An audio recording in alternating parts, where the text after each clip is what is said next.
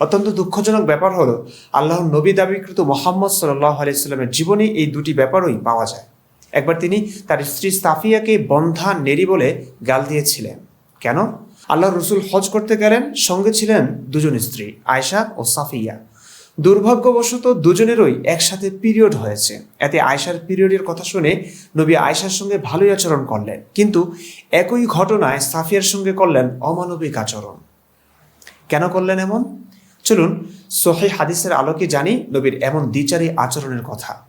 সহিহ মুসলিম, ইসলাম foundation Bangladesh, হাদিস নং 3098।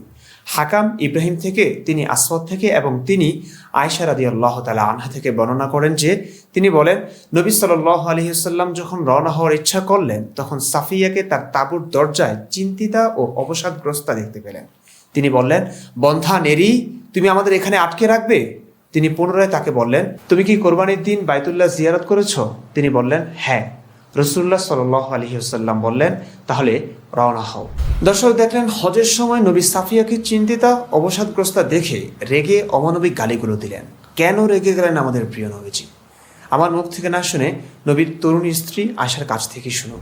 সহিহ মুসলিম, ইসলাম foundation, হাদিস নং 3097। আয়েশা রাদিয়াল্লাহু তাআলা আনহা থেকে বর্ণিত যে কোনো পুরুষ স্ত্রীর সাথে সাধারণত যা করার ইচ্ছা করে, রাসূলুল্লাহ সাল্লাল্লাহু আলাইহি ওয়াসাল্লামও সাফিয়া রাদিয়াল্লাহু তাআলা আনহার সাথে তাই করার ইচ্ছা করলেন।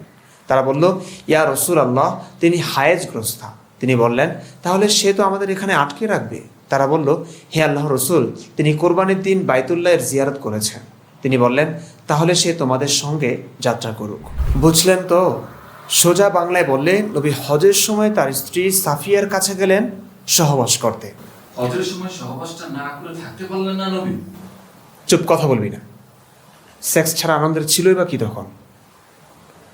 দর্শক, রসুল তার স্ত্রী সাফিয়ার কাছে সহবাসের জন্য গিয়ে যখন শুনলেন তার হায়েজ হয়েছে বা পিরিয়ড হয়েছে, তাই রেগে গালিগুলো দিলেন।